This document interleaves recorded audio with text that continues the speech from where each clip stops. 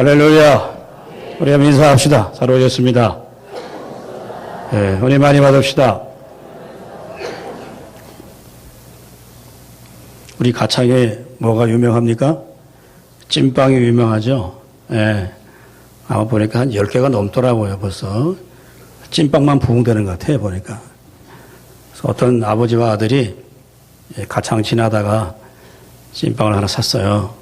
그래서 타고 가다가 아들에게 하나 줬습니다. 나머지 4개는 아버지가 다 먹었어요. 그리고 아들께 물었어요. 아들아, 배부르나? 그러니까 아들이 하는 말이, 1개 먹은 사람이 배부르면 4개 먹은 사람은 배 터지겠네. 근데 별로 저는 이렇게 우습지가 않아요. 왜냐하면 저희들이 어렸을 때 여러분 우리 기성세대들은 더 어려울 때가 많았지 않습니까? 그때가 더 좋았다고 하는 게 아니고요. 인간의 본성이라고 하는 것은 삶이 바뀌고 문화가 바뀌고 교육의 수준이 아무리 높아진다고 하더라도 인간의 본성은 여러분 잘 변하지 않습니다. 우리가 안 먹고 안 입고 아껴 쓰면서 자식을 위해 다 베풀고 자식을 위해 다 희생하지만 여러분 커나 보면 내 마음대로 잘 되지 않아요. 오히려 부모를 실망시킬 때가 훨씬 많이 있고 부모의 권위에 도전하는 자들이 생겨나게 됩니다. 여러분 우리가 자식에게 내가 해줄 수 있는 것을 다 해줬다고 해서 부모의 책임을 다했다고 착각하지 마십시오. 내가 돈으로 자식에게 필요한 걸 모든 걸 다 공급해 주었다고 해서 부모의 책임을 다한 게 아닙니다. 하나님을 섬기는 믿음의 가정들에게는 저는 영적인 권위가 필요하다고 생각합니다. 오늘 우리들의 믿음의 가정에 이런 영적인 권위가 점점점 무너져가고 있어요.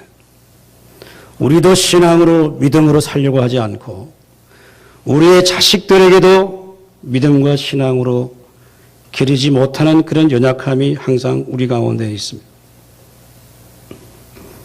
여러분 자녀를 지나치게 사랑하면 징계하기가 참 어렵습니다. 눈에 넣어도 안 아프고 보기만 해도 사랑스러운데 어떻게 이런 매를 들고 자식에게 징계할 수가 있겠습니까? 그러나 여러분 사랑할수록 아낄수록 자녀를 더 징계하는 것이 이게 성경적인 가르침이고 진리입니다. 세상 교육은 이미 사람이 선하다고 출발을 해요. 그래서 좋은 교육 많이 시키고 좋은 환경 만들어주면 좋은 사람으로 될 것이라고 생각하지만 기독교의 교육은 성경의 가르침인 정반대입니다. 아무리 좋은 교육, 아무리 좋은 환경에서 사람을 가르친다 하더라도 인간의 죄성을 갖고 있는 본성은 세상적인 교육만으로는 불가능하다고 하는 것이 기독교 교육이고 성경의 가르침인 줄로 믿을 수 있기를 주님의 이름으로 축원합니다. 아담의 부패한 죄성을 타고난 우리 인간은 여러분 사람은 말이죠. 채찍과 꾸지람이 아니면 진리의 말씀이 아니면 하나님의 권위에 순종하지 않게 되어져 있어요. 그래서 성경은 잠언이 19장 15절에 이렇게 말합니다. 우리 한번 다 같이 읽어볼까요? 시작. 채찍과 꾸지람이 지혜를 주거늘 임의로 행하게 버려둔 자식은 어미를 욕되게 하느니라. 아멘. 오늘 제가 이 말씀을 드리는 것은 자녀를 믿음 교육 잘 시키자고 하는 말이 아닙니다.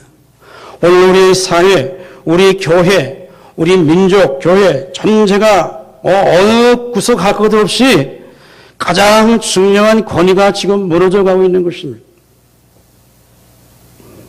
여러분 정치인들이 권위가 있습니까? 이젠 대통령도 권위가 없어요. 국회의원들을 존경합니까? 그렇지 않습니다. 목회자들이 영적 권위가 있나요? 이제는 그렇지 않습니다.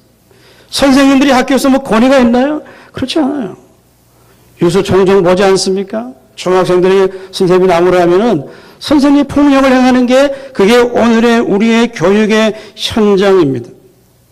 여러분, 잘못된 권위주의는 반드시 배격하고 청산되어져야 되지만, 그러나 정말 권위 자체가 무너지면 우리의 가정도 교회도 국가도 모든 질서가 다 무너지게 되어 있는 거예요. 소위 세상에 성공한 사람들이 되려고 하려면 높은 지위를 확보하고 높은 자리에 앉게 되면 그 위치에 앉을 때 자동적으로 권위가 주어지게 되지 않습니까? 그러나 그 자리에 내려와서 일반 평민으로 돌아가면 그가 가졌던 모든 권위는 다 사라지게 되는 것입니다. 그러므로 권위라고 하는 것은 내가 확보할 수 있는 소장품이 아니고 내가 장식할 수 있는 장식품이 아니라 권위라고 하는 것은 바로 위로부터 우리에게 주어져야 되는 것입니다. 그러므로 우리 하나님을 섬기는 믿음의 가정들에서 정말 영적인 권위가 회복될 수 있기를 주님의 이름으로 축원합니다. 오늘 본문도 이 예수님의 권위에 대한 논쟁이 지금 시작되고 있는 것이죠. 예수님이 지금 예루살렘 입성하시고 무화과나무도 저주하시고 예루살렘 사람 성전에 비둘기 팔고 양 파는 모든 자들을 다 내어 쫓으시고 성전을 다 엎으셨어요. 지금 대제사장들과 서기관들과 장로들이 이 성전의 모든 기득권을 갖고 있는데 예수님이 오히려 좀 이런 행위를 통하여서 유대 종교 지도자들의 권위 자체를 지금 흔들고 있는 거예요. 그래서 이 제사장들과 서기관들은 예수님께 나와서 아니 당신이 지금 무슨 것이니 이런 일을 행합니까? 당신이 이렇게 행하는 권위가 어디서 주어진 것입니까? 라고 예수님께 지금 문제를 제기하고 있는 내용입니다. 당시 유대 사회에서 종교의 모든 문제를 권장했던 산헤드린이라고 하는 공식적인 기관이 있습니다. 거기에서 모든 종교적인 절차, 성전에 관한 법, 질서 모든 것을 산헤드린 공회에서 감당하고 집행을 하고 있는데 이제 오히려 예수님께서 성전에 들어오셔서 성전을 정결하게 하시고 오래전 성전에 소동이 일어남으로 말미암아서 자신들의 지금 권위가 이제 실종하게 되어져 있는 거예요. 그래서 지금 예수님 앞에 나와서 그들을 묻습니다. 아, 당신이 지금 하고 있는 권위가 그게 무슨 권위입니까? 어디서 온 권위입니까? 그 권위를 내게 좀 말해 주세요. 라고 했을 때 예수님이 답변한 내용이 오늘 우리가 읽었던 본문의 말씀이에요. 오늘 우리가 이 말씀을 함께 나누면서 다시 우리가 말씀의 권위를 회복할 수 있기를 주님의 이름으로 축원합니다. 자, 오늘 본문 29절 30절 말씀 다 같이 읽겠습니다. 시작. 예수께서 이르시되 나도 할 말을 너희에게 물으리니 대답하라. 그리하면 나도 무슨 권위로 이런 일을 하는지 이르리라. 요한의 세례가 하늘로부터냐 사람으로부터냐 내게 대답하라. 아멘. 우리 한번 따라합니다. 하나님 말씀에 권위를 인정하라. 오늘 예수님을 찾아온 사람들은 대제사장과 서기관과 장로들이었다고 말합니다. 이 사람들은 산헤드린 공회를 대표하는 사람들입니다. 당시 유대는 지금 로마의 식민지 안에 있었기 때문에 정치적으로는 그 권위를 헤롯이 지금 갖고 있어요. 그리고 로마가 그 지배를 하고 나면 그 지배에 종교적인 문제에 상당히 많은 자유권을 주었습니다. 그래서 이제 유대인들의 종교적 의식과 제도에 관하여서는 산헤드린 공회라고 하는 공회에서 모든 종교 의식을 결정할 수 있던 권한을 주었어요. 그런데 오늘 예수가 갑자기 나타나갖고 지금 유대 종교 질서 자체를 지금 혼란하게 하고 있는 거예요. 그들은 지방에서 회당을 중심으로 랍비들에게 하나님 말씀을 배웁니다. 성전에 들어와서 하나님을 제사하고 때로는 서기관들에게 말씀의 가르침을 받습니다. 그들이 철저히 성전 중심으로 살았기 때문에 그들은 그 성전에서 제사하고 예배하고 말씀을 듣는 것을 그들의 인생의 최고의 행복으로 여겼던 사람들이에요. 그러나 오늘 예수님이 당시 유대 종교를 지배했던 서기관과 바리새인들을 비판했습니다. 마치 독사의 자식들이라고 했습니다. 성전을 자리를 보시면서도 하나님의 만민이 기도하는 그 집을 너희들이 강도의 굴레로 만들고 있다고 당시 종교 지도자들을 주님이 비판했어요. 지금 성전 관리를 책임지고 있고 여러 가지 재물을 팔아서 이익금을 챙기고 있는 이 종교 지도자들이 상당히 위기에 몰리게 되었습니다. 왜냐하면 예수님이 그들의 권위에 지금 정면적인 도전을 하고 있는 것이죠. 그래서 자신들의 살처리가 점점 이루어져 가고 있을 때에 오늘 이들이 주님 앞에 나옵니다. 무슨 권위로 이런 일을 하느냐? 누가 이런 일을 할 권위를 내게 주었느냐고 주님께 질문을 해요. 그때 주님이 말씀하십니다. 이 말은 바꿔 말하면 네가 무슨 권위로 성전에서 이 땅의 일을 하고 있느냐? 만약에 예수님이 나는 하나님의 아들이다. 하나님이 내게 선지자의 권세를 주셔서 내가 이 성전을 청결케 했다. 그렇게 주님 말씀하지 않으시고 오히려 그들에게 다시 질문을 하는 거예요. 나도 너에게 할 말이 있다. 대답해보라. 나도 무슨 권위로 이런 일을 하는지 내가 이르리라고 말하면서 세례 요한의 세례가 하늘로부터 왔느냐 아니면 사람으로부터 왔느냐고 역질문을 하게 됩니다. 여러분, 오늘 예수님께서 왜 이 서기관들과 제사장들에게 이런 질문을 하고 계실까요? 그런데 지금 이들은 답변을 하지 못해요. 왜냐하면 당시 세례 요한이 세례를 베풀 때 저는 정말로 하나님 보내신 선지자구나. 그래서 많은 사람들이 세례원 앞에 가서 회개하고 세례받아서 이제 세례 요한이 정말 하나님 보신 마지막 선지자이구나 그렇게 인식하고 있기 때문에 요한의 세례가 사람께로부터 왔다고 한다면 오히려 많은 사람들에게 문제가 발생될 수가 있는 거죠. 그래서 오늘 사세장들과 서기관들도 정확한 답변을 하지 못하게 됩니다.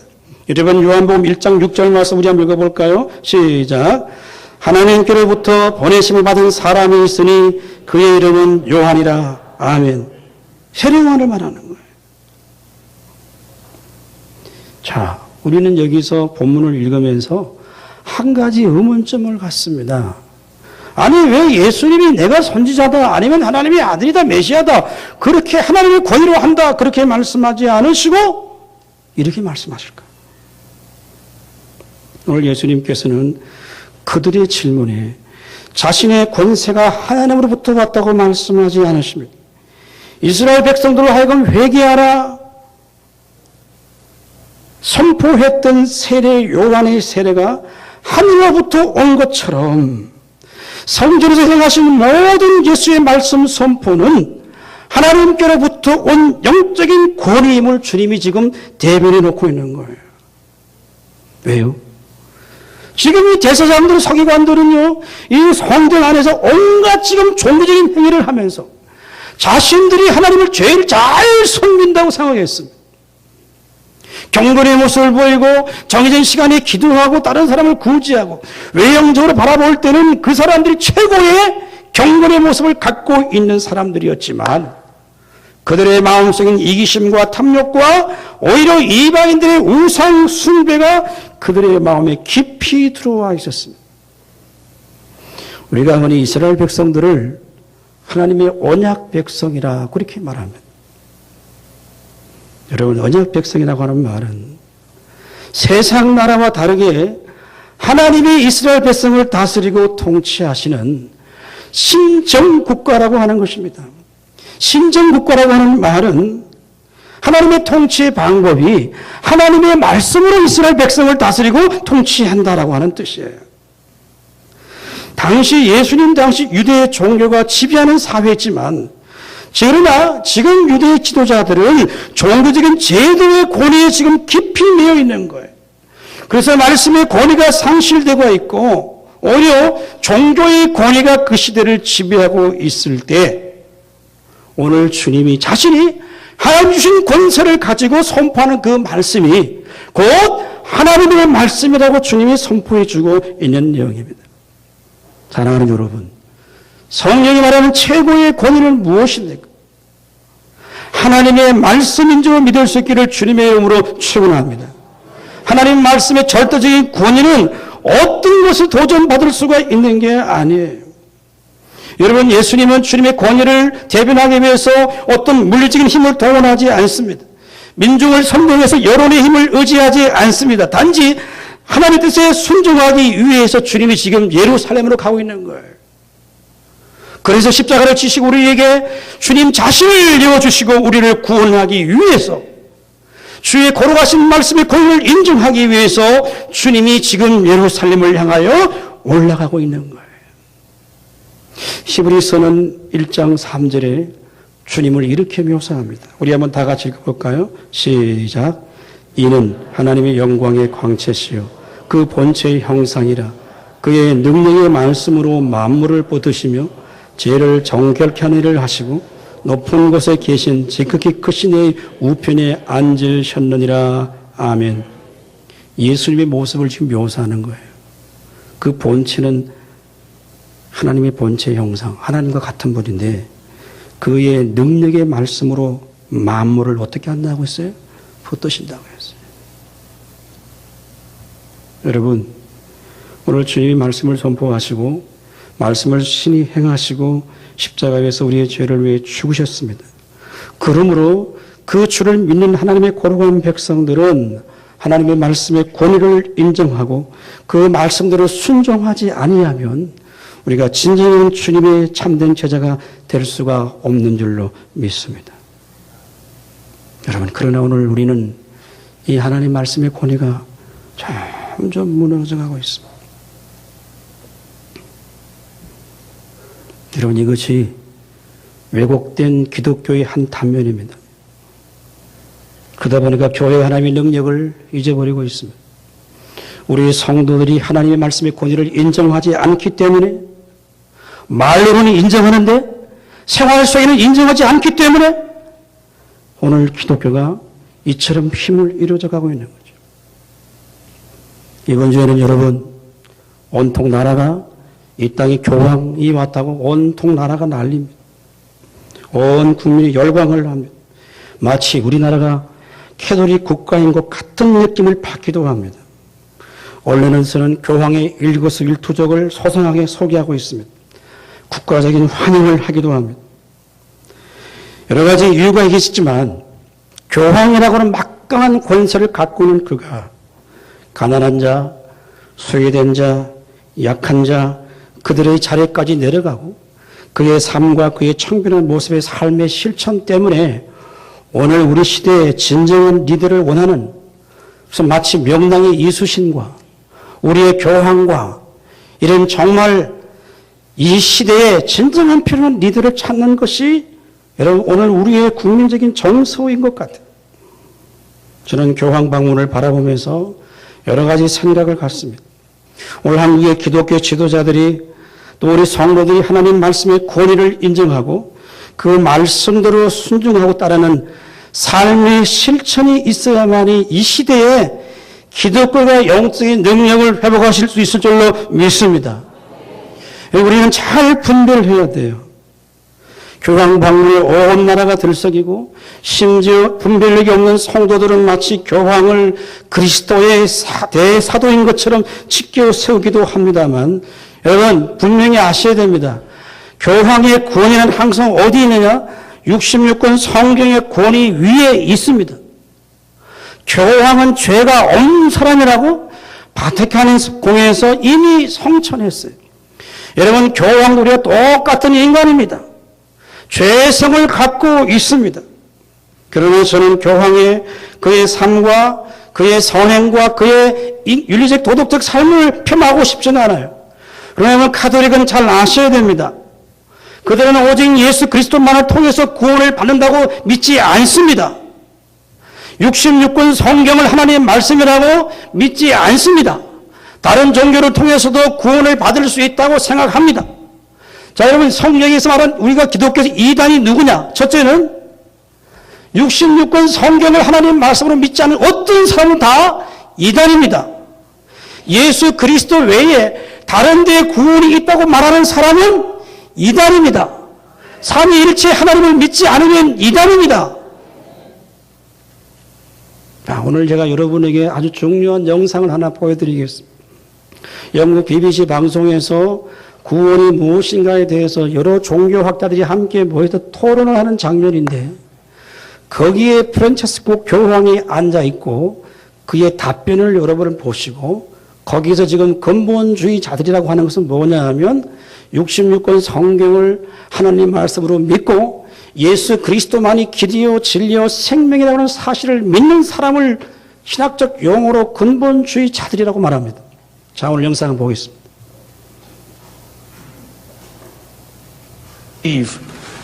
That the end is coming, not necessarily this year, but you believe it is coming. What will happen?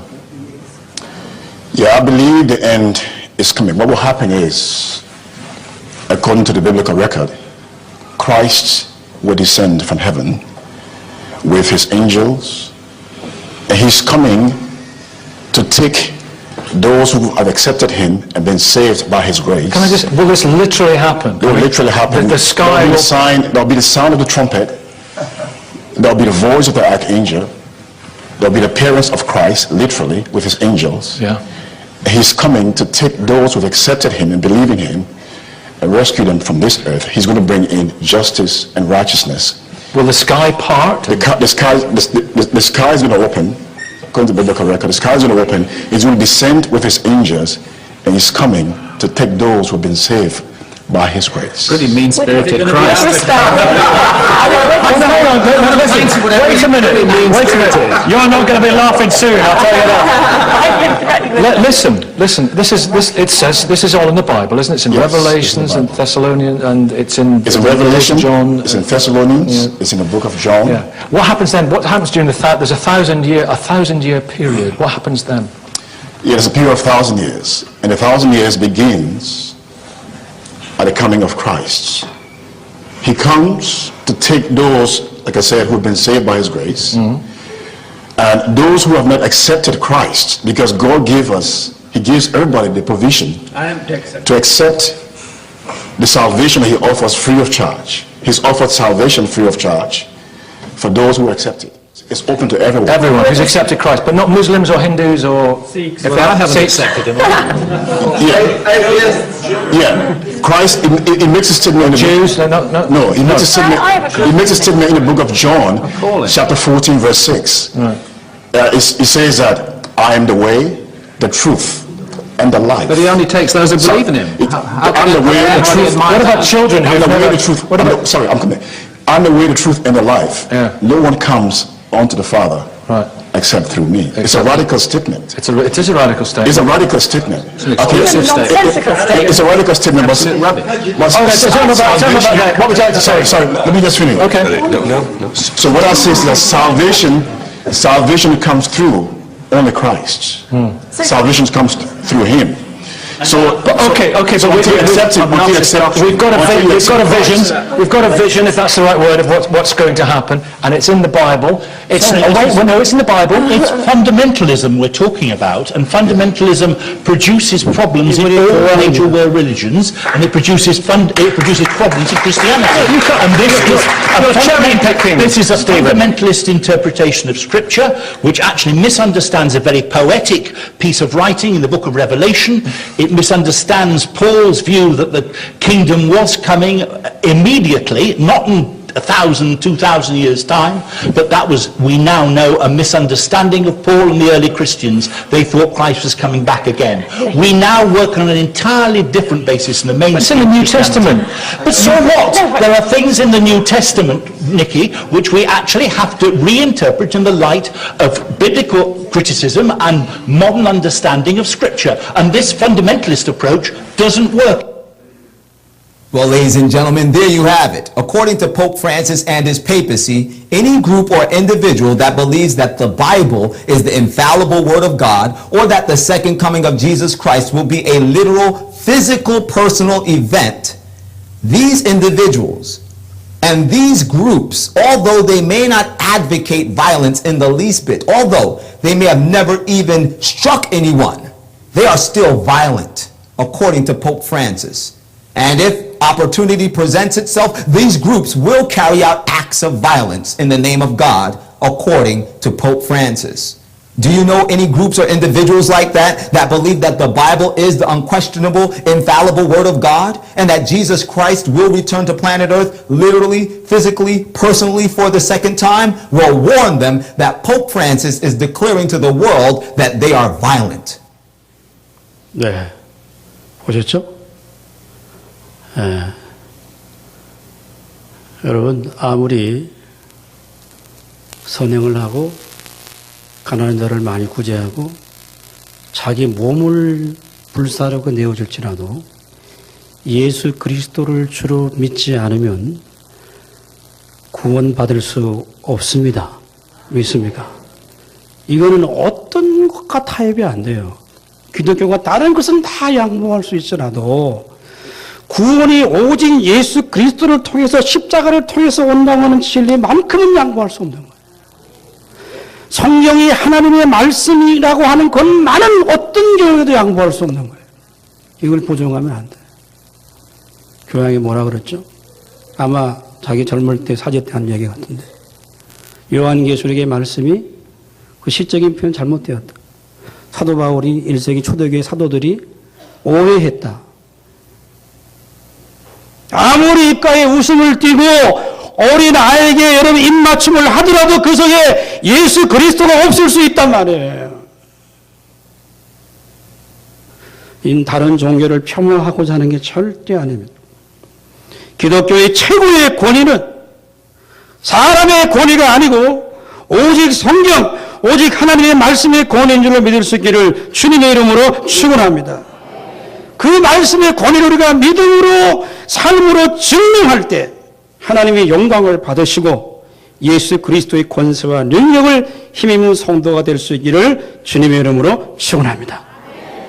자, 두 번째 좀 시간이 갔지만 한 가지 더 우리 말씀을 나누겠습니다. 본문 31절 말씀을 33절 우리 한번 다시 읽겠습니다. 시작. 이에 예수께서 대답하여 이르되 우리가 알지 못하노라 하니 예수께서 이르시되 나도 무슨 권위로 이런 일을 하는지 너에게 이르지 아니하리라 하시니라. 아멘. 우리 한번 따라합니다. 침묵의 권위를 인정하라. 자, 예수님이 지금 제자장들에게 질문을 했어요. 세례 요한의 세례가 하늘로부터 한 사람으로부터 왔냐 물으니까 지금 아주 궁색한 답변을 합니다. 지금 바리새인과 제사장들이 33절에 이에 예수께 대답하여 이르되 우리가 알지 못하노라 라고 말합니다. 진짜 알지 못해서 한 말일까요? 답변할 수 없는 지금 궁지에 몰리게 되었습니다. 그럴 때 예수님이 하신 말씀이 뭐냐? 나도 무슨 권위로 이 일을 하는지 너에게 말하고 싶지 않다라고 주님이 말씀하세요.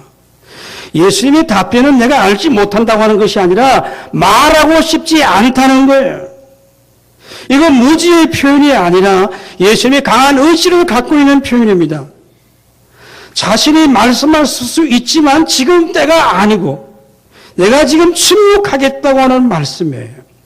예수님 자신이 메시아로서 신적인 권위를 갖고 계시지만 그분이 하늘의 권세를 갖고 지금 말씀을 선포하고 있지만 내가 지금 침묵하겠다.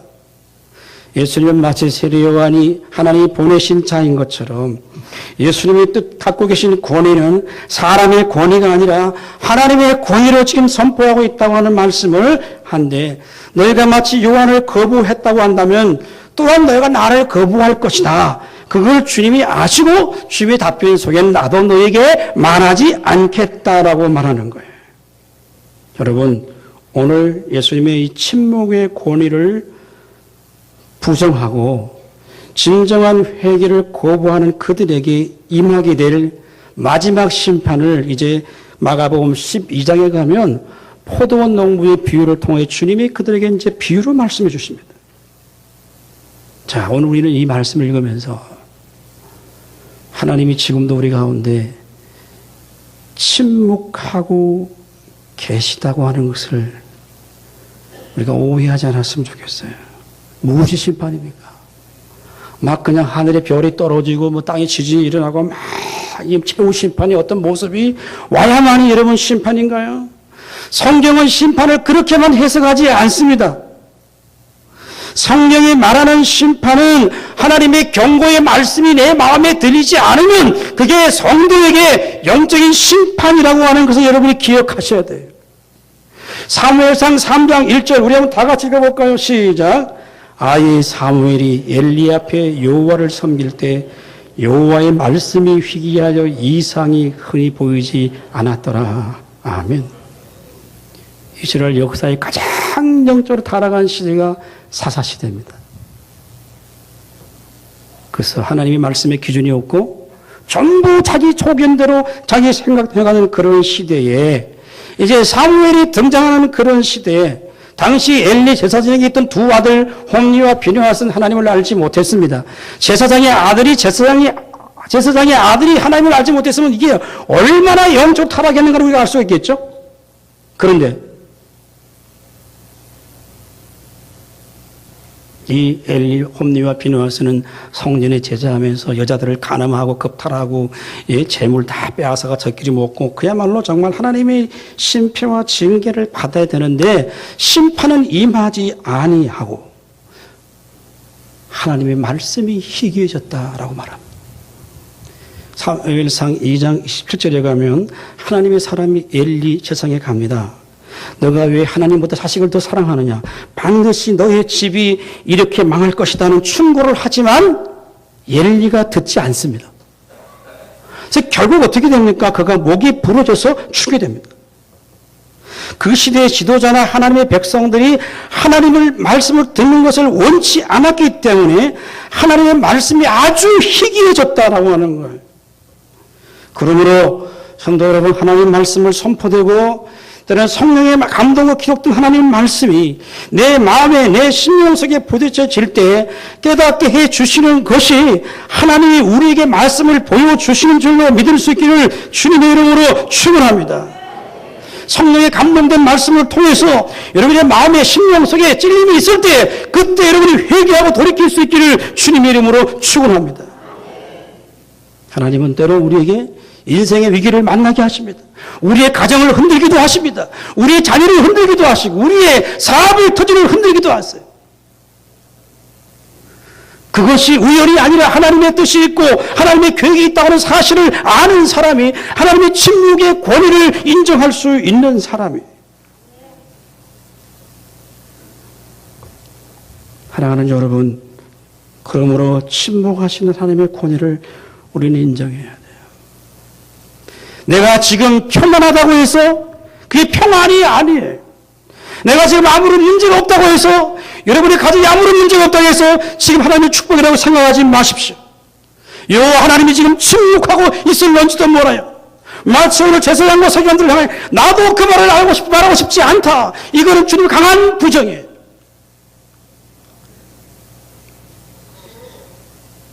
사랑하는 여러분, 오늘 우리가 이 말씀을 기억하시면서 이 말씀은 다른 사람에게 하는 게 아닙니다. 성령은 성령으로 감동되어진 하나님의 말씀인 줄로 믿을 수 있기를 주님의 이름으로 축원합니다. 오늘도 성령께서는 우리에게 기록된 계시된 하나님의 말씀을 통해서 여러분 목사의 말로 하는 게 아닙니다. 성경의 말씀의 권위로 하는 거예요. 어떤 제도적인 권위로 우리를 억압하는 게 아닙니다. 진리를 알지니 진리가 너희를 자유케 하리라. 진리의 말씀이 우리 마음의 심령 속에 깨달아질 때 그때 기쁨이 있습니다. 세상 사람이 알지 못하는 감사가 있습니다. 그래서 세상에 어떤 것을 가지고도 우리를 채울 수 없는 신령한 은혜가 우리 마음의 심령 속에 넘칠 때 우리는 바로 하나님의 음성이 내 마음에 내 심령 속에 들리게 될 줄로 믿습니다. 자, 결론적으로 말씀드립니다. 공부를 잘하는 사람과 학생과 공부를 안 하는, 잘 못하는 학생이 둘 중에 누가 더 공부에 관심이 많을까요? 공부를 잘하는 학생 같죠? 그렇지 않습니다. 공부를 잘하려고 하면 책상에 열심히 앉아서 해야 됩니다. 그런데 의외로 여러분 보면 공부를 잘하는 학생들은 아이고, 내가 좀 쉬어야 되겠다, 놀아야 되겠다 늘 하면서도 항상 손에 책이 붙어 있고 책상에 앉아 있습니다. 공부를 지질이 안 하는 인간들은 아이고, 공부해야 돼, 열심히 해야 되는데 하면서도 책상에 앉아 늘 딴 생각하고 공부에 집중하지 않습니다. 신앙도 똑같아요. 아이고, 목사님 믿음으로 살아야 되죠. 아이고, 좀 기도해야 되는데요. 좀 말씀대로 살아야 되는데요. 그렇게 하면서도 이 은혜 자리에 있지 않고 항상 세상이 늦었고 세상을 가 있는 거예요. 여러분, 관심을 갖고 있는 것이 공부를 잘하는 건 아니에요. 우리가 하나님께 관심을 갖고 있다고 하는 것은 그 하나님의 고를 앞에 순종하는 것이고 그 뜻을 이루나가는 거룩한 열정이 우리 마음에 생겨질 때 그것이 거룩한 관심으로 우리에게 나타나게 될 줄로 믿습니다. 오늘 주님은 이 제사장들 그 당시 최고의 권위를 갖고 있었던 그들을 향하여서 말씀하시기를 나의 권위는 아버지 하나님께서 공유해 주신 말씀의 권위라고 말씀하고 있습니다. 제사장과 서기관들도 주님의 답변에 말 못한 것처럼 오늘 주님은 답변이 하지 못해서 한 것이 아니라 내가 해봤자 너희들이 내 권위를 인정하지 않을 것이기 때문에 나도 너희에게 이르지 아니하리라고 주님이 침묵하십니다. 성도 여러분, 주님이 지금 아무 말씀하지 않으신다고 우리를 잘 보고 계시는 게 아니에요. 우리는 순간순간 주 앞에 엎드릴 때마다, 예배당에 나올 때마다, 하나님 앞에 나올 때마다 내가 정말 하나님 앞에 걸어가는 삶을 살고 있는가?